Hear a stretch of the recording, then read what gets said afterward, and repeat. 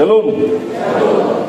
Bapak Ibu saudara-saudara yang dikasihi oleh Tuhan Yesus Kristus, tema atau topik minggu kita adalah orang benar hidup oleh percayanya. Apa yang terjadi pada saat ini adalah gambaran dari apa yang sudah kelihatan pada masa lalu. Apa yang terjadi pada saat ini merupakan visi yang sudah diperlihatkan oleh Allah melalui para nabi. Salah satunya adalah bagaimana adanya orang yang jahat, orang yang selalu mengimpikan yang terbaik baginya dan tidak peduli bagi orang lain. Orang yang selalu mendambakan dia lebih daripada orang lain, tapi dia tidak peduli dengan kekurangan atau kehidupan orang lain. Persoalan mementingkan diri sendiri itu sudah ada dan menjadi penyakit dari zaman dahulu. Dan itulah yang terjadi di tengah-tengah bangsa yang dipilih Tuhan itu. Ada orang yang hanya memerlukan dirinya dengan foya-foya, tetapi tidak peduli dengan orang lain. Yang untuk makan sekarang pun dia belum tentu bisa, apalagi untuk makan nanti, apalagi besok. Negara semaunya menaikkan pajak. Negara semaunya saja membuat aturan, sehingga ada orang yang dimenangkan, tetapi banyak orang yang dikalahkan, bahkan dimarginalkan, menjadi orang-orang yang terpinggirkan.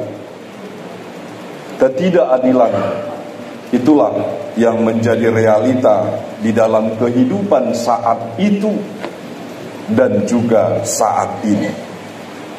Bapak Ibu saudara-saudara yang dikasihi oleh Tuhan Yesus Kristus, ditambah lagi kekacauan dari satu bangsa dengan bangsa yang lain, bahkan menjadi ancaman terhadap bangsa yang dipilih Tuhan itu. Bangsa lain begitu kuat, bangsa lain begitu superpower, tetapi bangsa itu sendiri mengalami degradasi, mengalami penurunan kesatuan, mengalami keturunan persatuan di dalam internal dari bangsa itu. Terjadi ketidakadilan di tengah bangsa itu, bangsa lain ikut mengancam bangsa itu sendiri. Itulah kejadiannya. Untuk itulah Habakuk sebagai nabi, dia datang berdoa memohon kepada Tuhan agar kiranya Tuhan menunjukkan keadilannya bagi bangsa itu. Seolah-olah dia tidak mampu melihat orang-orang benar ditindas, orang-orang kecil harus terjepit, tetapi orang-orang berdosa menjadi orang-orang yang kaya, bahkan menjadi penguasa bagi semua. Itulah kesusahan, kesulitan yang mengakibatkan ketidakadilan pada saat itu. Dia sampaikan kepada Tuhan agar kiranya Tuhan bertindak bagi mereka. Bukan berarti Tuhan tidak mau, tetapi Tuhan mau menunjukkan apa rencananya bagi bangsa itu. Tuhan mau menunjukkan bahwasanya bangsa itu agar tergantung kepadanya, bukan kepada orang lain, apalagi kepada bangsa lain.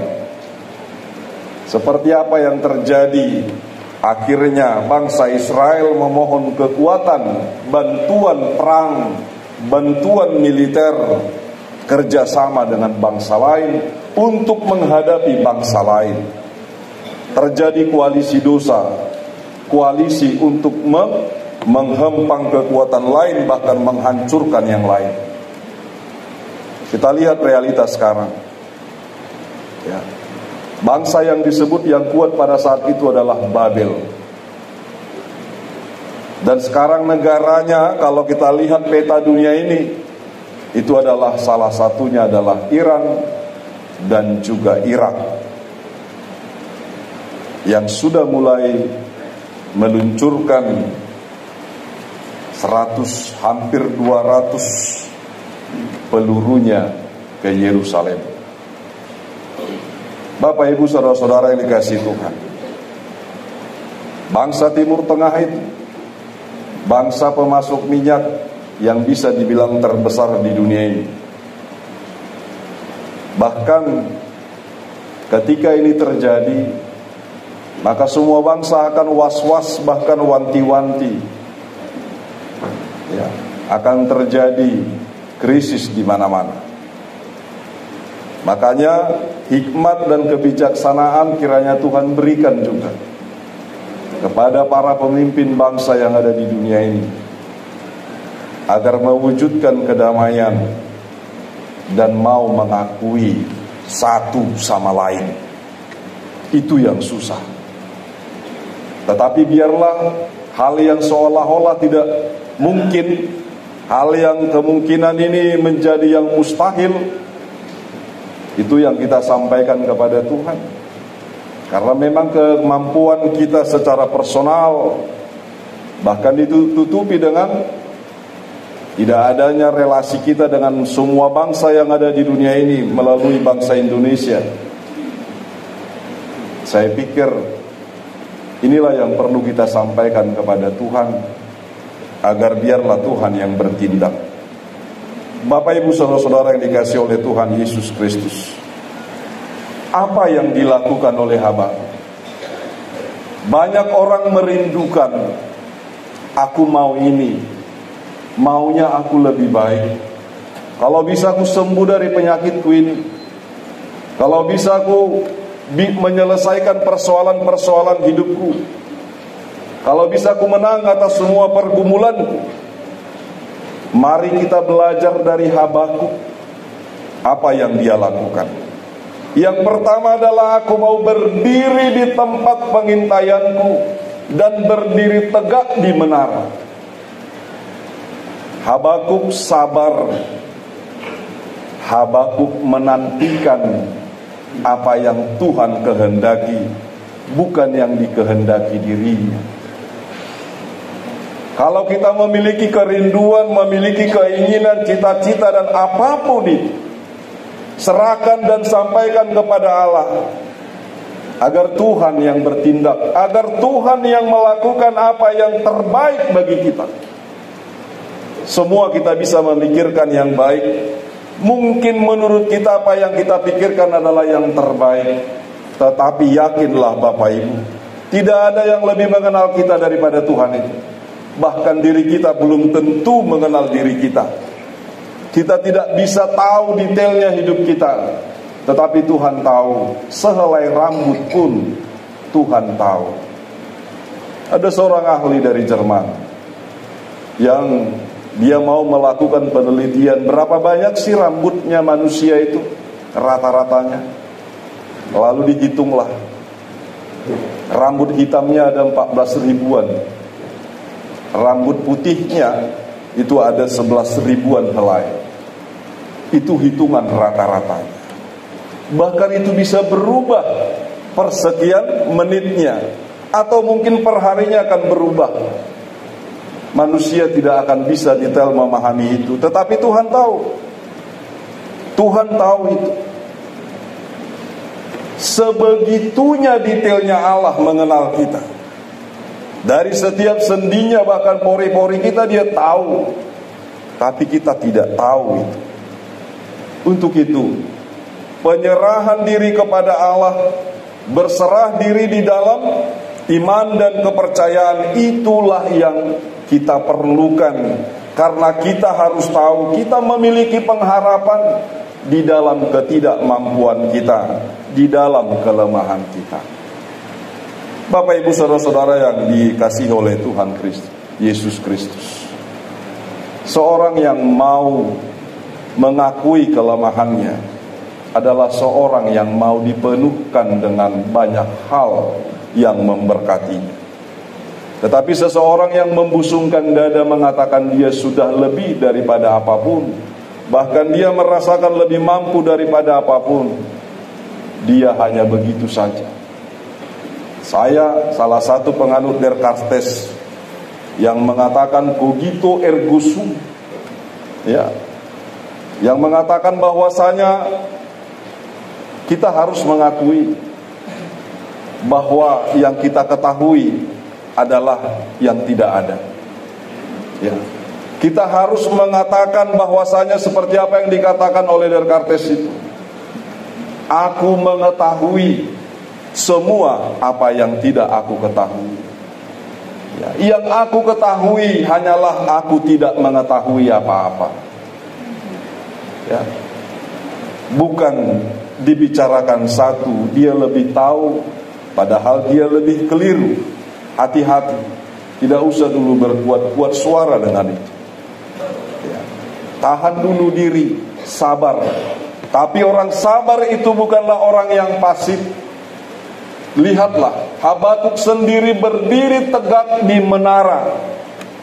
Dia menantikan, padahal masanya dia mengintai bagaimana bangsa lain mau menyerang bangsa itu.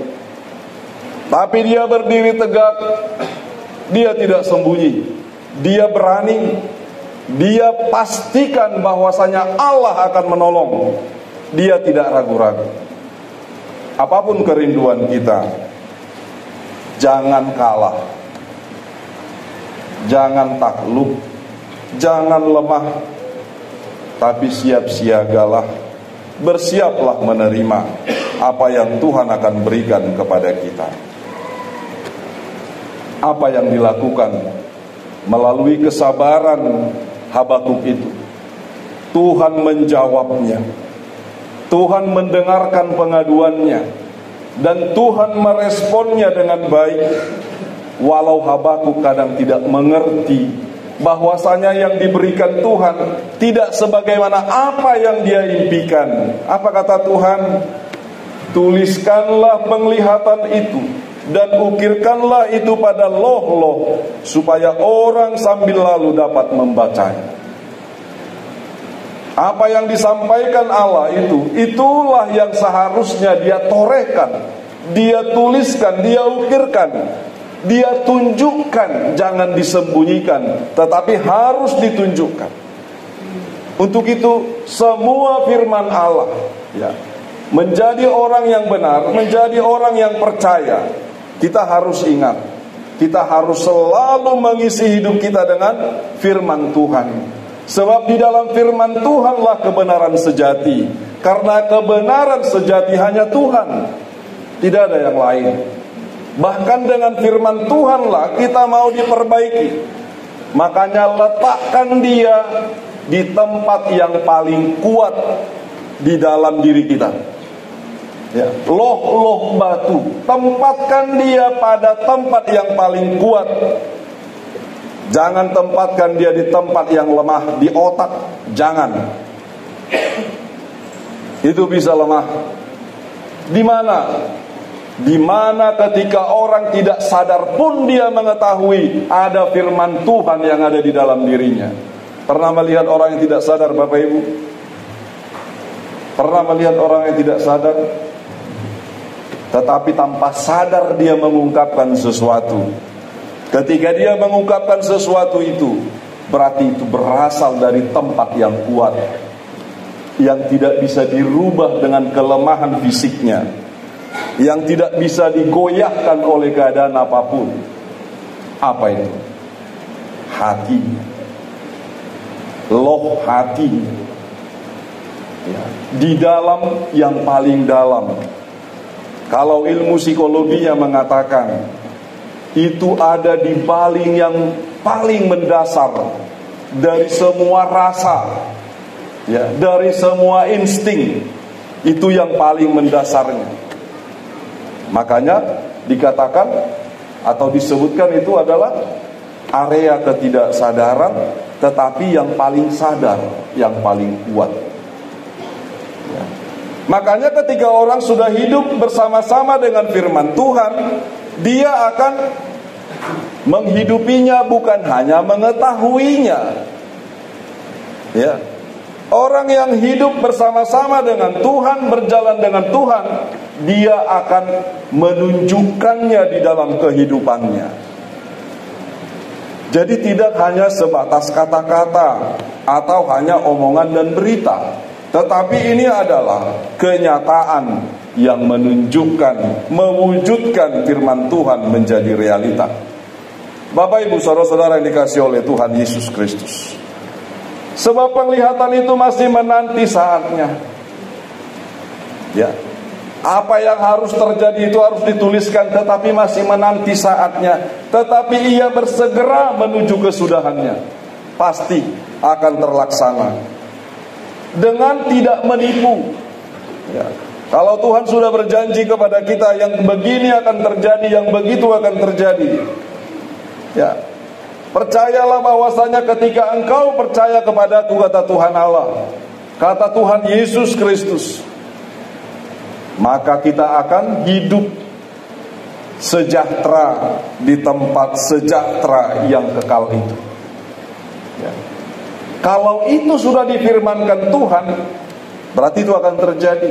Tapi sebelum itu akan terjadi penghakiman. Tapi apa kata Tuhan? Apabila berlambat-lambat, nantikanlah itu, sebab itu sungguh-sungguh akan datang dan tidak akan bertangguh. Ya. Artinya tidak ada yang ditangguhkan.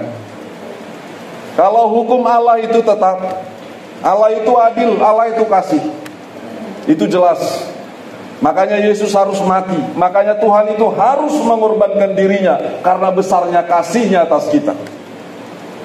Kalau hukum Allah bisa digoyang-goyang, Bapak Ibu, istilah sekarang kan gratifikasi. Ya.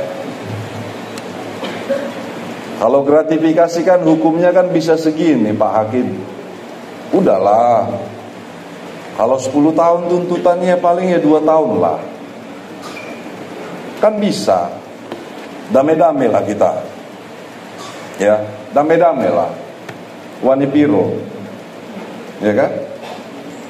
Gratifikasi. Hukumnya bisa digoyang, keputusannya bisa digoyang. Tetapi ketika hukum Allah itu disampaikan, itu tidak akan pernah bisa bergoyang, tidak akan pernah berubah. Ya. Walau dunia ini runtuh, memang dunia ini Tuhan kok yang berkuasa. Ya, atas kehendak Dialah ini runtuh. Kalau dunia hancur ya atas kehendak Dialah itu, yang Tuhan biarkanlah itu hancur. Memang atau itulah waktunya. Ya. Grand design dunia ini Tuhan sudah punya. Kapan waktunya Tuhan yang tahu. Dan memang akan datang. Tetapi Dia pastikan kesulitan sebesar apa dan kesusahan yang luar biasa pun yang harus dialami oleh orang-orang benar, orang-orang percaya, tidak akan sia-sia, Bapak Ibu. Capek pun kita, aku mau dengarkan firman Tuhan, padahal musim hujan, payung gak ada, mobil juga belum jadi, cari angkot zaman sekarang susah, tapi aku harus ke gereja, aku harus datang pertanyaan lah. Aku harus terus melakukan dengan setia apa yang Tuhan kehendaki. Aku harus semangat berdiri tegak di atas menara. Aku tidak mau turun semangatku. Gak sia-sia itu Bapak Ibu. Semua itu tidak akan sia-sia. Amin. Semua tidak akan sia-sia sebab Tuhan memperhitungkan itu. Ya, Tuhan tahu kok semua. Atas perjuangan, atas dari kekuatan hati kita yang dipenuhi dengan firman Tuhan. Dan yang terakhir Bapak Ibu, ada suatu kisah begini. Ada katanya seorang pedagang, ya, dan dagangannya ini adalah yang dekat dari kita lah, Kabupaten Rejang Lebong. Di situ kan ada jual dan juga menanam kubis. Kubis itu kol. Apa bedanya kubis dan kol? Bedanya itu mungkin beda ya. Yang beda. Dangalan nama morai mana kubis kan? Ala dong lo kok isi namas kan itu kan, entah langsung. Ya ini jual kol. Lalu datang sahabat, dia bilang ketika disusun kol ini ke truk, seharusnya itu disaring pak. Datang toke ini bilang, ya udah biarlah di situ. Nanti ketika di perjalanan lihatlah, kan jalan dari Curup ke sini juga nggak bagus-bagus amat, masih banyak lubang-lubangnya di tengah jalan. Agak ada jurang kecil, ya kan? Nanti akan tersusun sendiri,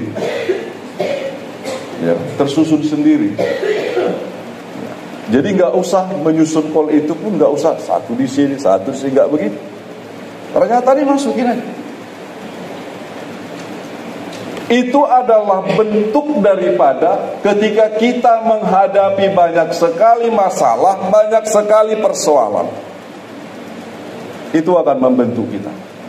Seperti emas itu juga, dia harus digali, diambil, dipecahkan, diayak, dimasuk air lagi ya, kayak mana orang mendulang emas itu ya.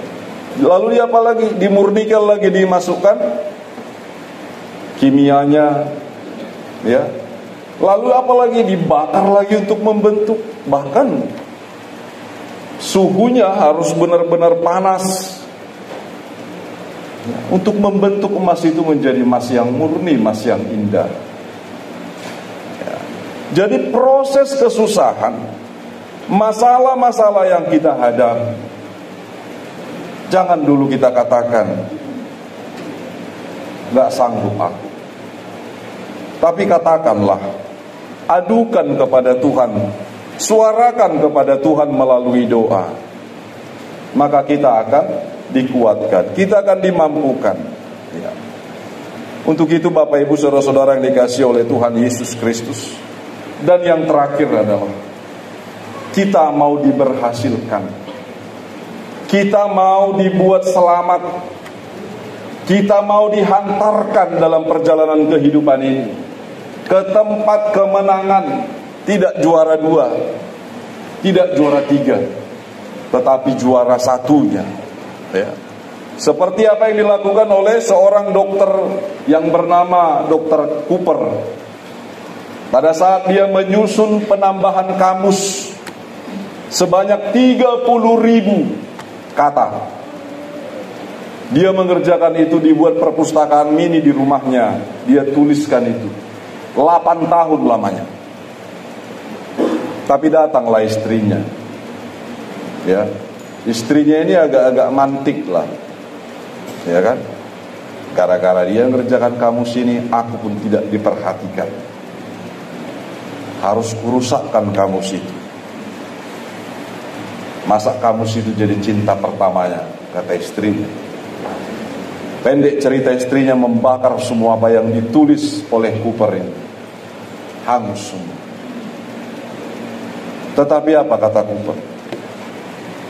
Aku akan melanjutkan. Mungkin aku butuh 8 tahun lagi menyelesaikan. Dan dia menyelesaikan itu. Pada masa Ratu Elizabeth II, itu bisa tuntas. Dan dia berhasil dan memperoleh hal yang luar biasa yang menjadi hadiah bagi dirinya.